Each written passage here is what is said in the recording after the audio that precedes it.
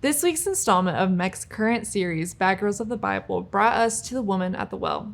I love this story so much because we can learn so much about who we are and so much about who Jesus is. Pastor Jim took a good bit of time revisiting the concepts of grace and truth. Rightfully so, as he mentioned that they are at the crux of what is offered to us by Jesus. If you aren't familiar with the story of the woman at the well, I'd encourage you to take the time to read it in the 4th chapter of John's biography of Jesus found in the Bible. In the story, Jesus sees, acknowledges, and calls out exactly what the woman is doing. He doesn't skirt around it, let it slide, or pretend like it's okay.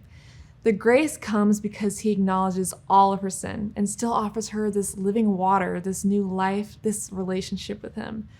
In my experience, that's what can make grace something that we can avoid or don't want to accept. It requires us to lay bare all of our junk before God. The ironic part is that we can't actually hide anything from him.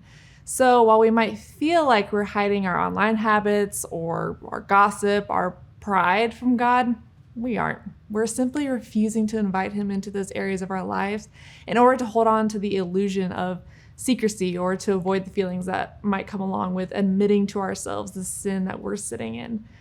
So this week, I want to challenge you to open your life to God's grace.